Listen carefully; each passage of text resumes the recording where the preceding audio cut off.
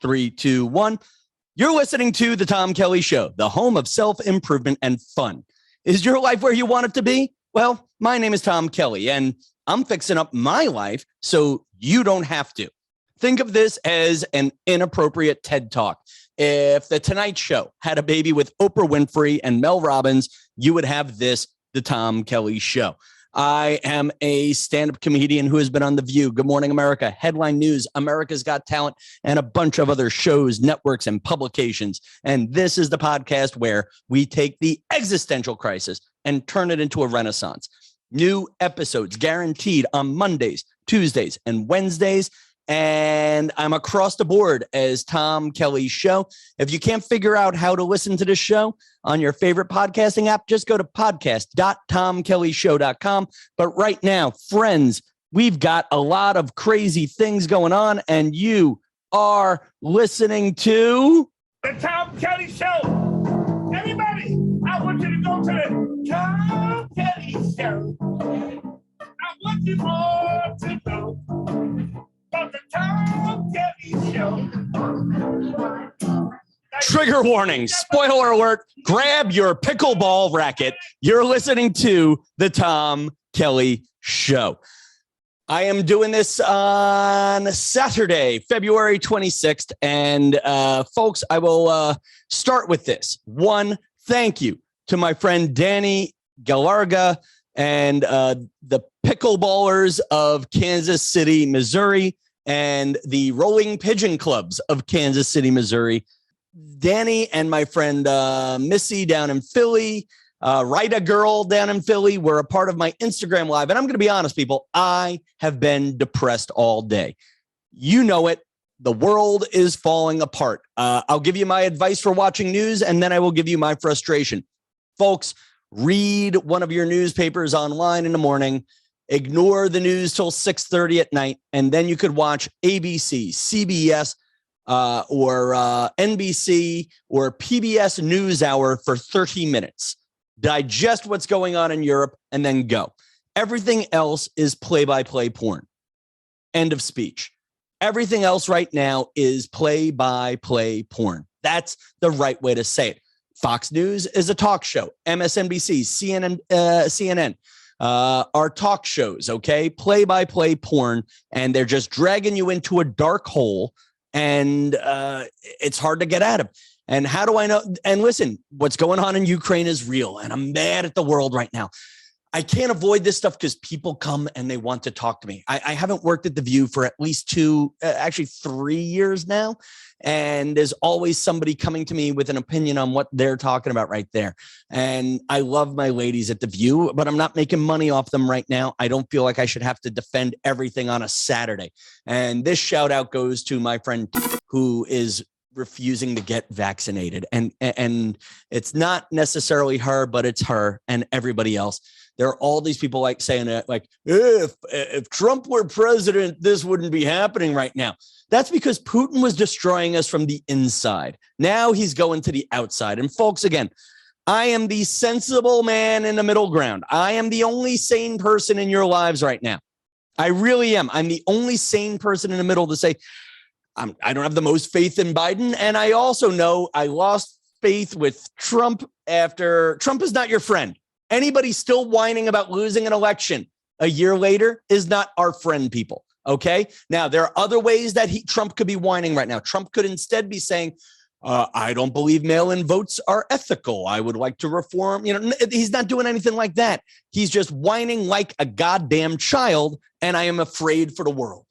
I'm afraid for the world. There's all these people saying stand with Ukraine, and we can't even get a damn shot in our arm to help save our own grandmother's lives. And my problem with my friend, who is a beautiful retired Hooters girl and bikini model, she's explaining which vaccine she's waiting for that might be released in the next 3 years. Well, guess what, people? We're at war with COVID. Okay, we're all saying, "Oh my gosh, I'm gonna wait for the next vaccine." Well, guess what? Guess what, people? Guess what? We're at war. Yes, you can't say, "Oh no, I'm not going to fight." I'm not going to fight. You don't see these guys in Ukraine. these valiant soldiers in Ukraine. You don't see them saying, oh, no, wait, I'm going to wait until I get a tank or a bigger gun to fight this war that's coming to me. Okay. And folks, if we cannot unite on whether or not to get a stupid needle in our arm, we can't unite for bigger things. And that's all I have to say on that right now is I'm exhausted. I'm exhausted mentally. I'm exhausted physically. And even my own prescription of trying to avoid the news. The news it finds me. It finds me. And, and my argument with this girl, Tabitha, is, listen, I was modeling while the people at the CDC were going to college. And yes, some people are in bed with other people. It's the way the world goes around, my friends. And I'm just saying, if we were in an age where when Hitler was expanding, people were saying, no, I'm going to do my own research on Hitler. Where would we be? Oh, no. Japan's expanding. I'm going to do my own research. Okay. And listen, there have been times where we have been betrayed as a country, where our faith and sacrifice has been betrayed. And right now, I feel like a soldier who has gone to war and has come back to an ungrateful nation. That's how I feel about my own career sacrifices. And even right now, we are not strong people. And I say this for real. I almost fell for fake news today. And I am smarter than so many of your friends. Not you guys. You choose to listen to my podcast. So I'm not smarter than you, but I am smarter than many of your friends. I saw a thing that looked like a news article. Katie Couric ends in disaster. It was something like that. I clicked the button. It looked like an NBC News link. It was sponsored content. So somebody paid Facebook to make sure it targeted me because I'm over 35 years old. Big ending. We are a nation of idiots who think we are geniuses, okay? While my friend was wiggling her ass in orange shorts bartending in Nashville, okay, these guys at the CDC, they were in college. And while I was out telling fart jokes, and there are days where I wonder if I should have done more with my life. Okay, while I was out telling fart jokes, convinced I could change the world, there were people at the CDC studying their science, doing their medicine-y things. And at a certain point, you have to have faith somebody else is smarter than you. I'm going to do my own research. Well, you know what? While we're all doing our own research, we are being invaded mentally. We've all been hacked. We've been hacked on all sides. I have a friend who I haven't seen in years. I don't know if he qualifies as a friend. Lee Camp, God bless him. Funny comedian, pro Bernie Sanders. He's left as left can be. Has a nice little following on a show called Redacted Tonight. Well, if you look at who pays for Redacted Tonight, it's a Russian company. We're all being poked. It's kind of like the bully who likes to watch the nerds fight. And this is my thing to everybody out there. If you post anything too anti-establishment lately, and you have your right to, you have your freedom to. But if you post anything outside of, I believe we can grow our imperfect country, you have been hacked, and Vladimir Putin is smiling. And this is not the show that I thought I was going to start on after Danny and Melissa and all my friends on Instagram Live cheered me up. But I am tired of living through historic events. I am tired of living through historic events, and I would rather live through manageable historic events. Manageable historic events. Like, I'd love to have everybody in America live through knowing we all did save 15% by switching to Geico. You know what? I want to see a bachelor or a bachelorette really find love on their reality TV show. That is a world event I want to live through. I want to find out that the world has ample supplies of toilet paper available at a reasonable price. That's a manageable event I want to live through. By the way, have you noticed I'm working off a list yet? Because there's a few more. I want to live through a third season of Tiger King. Okay? I want to live through finding out my contractor came in under budget on an estimate. Okay. I want to live through Kim and Kanye getting back together. That's a world event I can handle. And I want to live through the stress and tumultuousness of J-Lo and Ben breaking up. And we know that's coming. We know that's coming. I'm sorry, people. I'm stressed. I'm broken. And yeah, this is the self-help podcast. This is the self-help comedy podcast. And I don't know if I have an answer for you guys right now. I don't, except that the big one with commercials during the news, I wrote a big rant about it. I don't know if I feel like reading it to you, but, you know, in the old, you know, yeah, I have this whole rant. I don't feel like reading it to you. You know, I wrote it out too. You know, like I pay for my news so I don't get Applebee's commercials in the middle of it. But then I realized, oh my God, we're all paying for CNN. CNN has commercials. CNN has to make money, blah, blah, blah. Well, you know what? We're already paying them, whether you watch it or not. And these numbers are out of date. This is as of 2015. But in 2015, $1.50 of your cable bill went to Fox News. In 2015, 66 cents of your cable bill went to CNN, and MSNBC was at about 33 cents a month. I promise you all those things have gone up. Now, for good journalism, I pay $17 a month to the New York Times for two reasons. One, I grew up reading the New York Times. They use big words, even if I disagree with them and think they're a little too far to the left a lot lately. Two, I share the subscription with my dad, though they're now making it hard to share that same password because now I have to prove it's me through my email. And it's just, and the third reason why I am subscribing to the New York Times is you apparently have to call them to cancel. It's not just a end subscription button. And listen, this is why why Tom Kelly supports the big networks. ABC, CBS, and NBC lose money when they cover world events. And PBS, God bless them, they're doing it with your tax dollars and donations. Now, I would argue that CNN should, which is owned by Time Warner, which is being sold from AT&T to somebody called Discovery, whatever it is, big media is about to have a big shuffle again. But all I know for sure is right now, CNN is owned by the same people who own HBO. And there is something wrong with the world when I can watch Larry David and Succession with no commercials, but somehow when I'm watching real people die in the Ukraine, I get an Applebee's commercial. I'm mad, people. And hopefully talking to you guys is going to help me get it out. I'm frustrated, people. I miss the days of journalism I was told existed before I knew what the hell journalism was. Before it became a for-profit entity.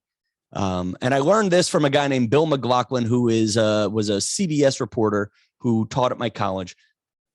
Dan Rather once wrote an angry op-ed piece about how mad he was that ABC was paying Barbara Walters $1 million a year, and Barbara Walters became the first journalist to make $1 million a year. Well, soon thereafter, guess who became the second journalist to make $1 million a year?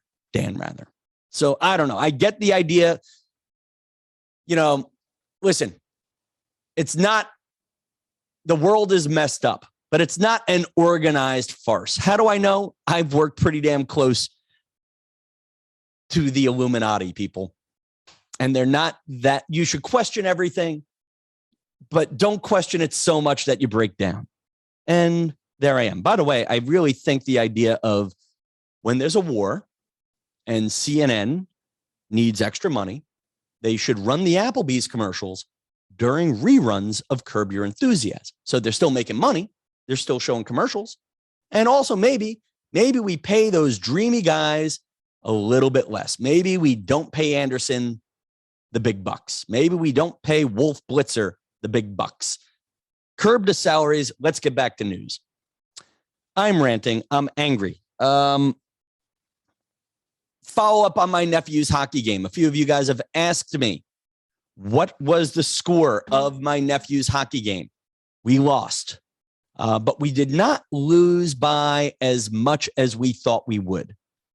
And, you know, what can I learn from watching fifth grade hockey?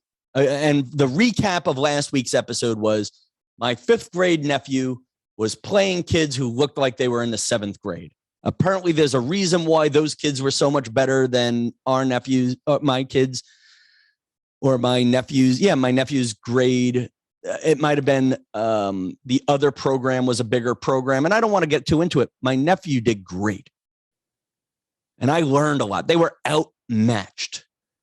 And when you saw my nephew skate, my nephew was a foot shorter than anybody on the other team.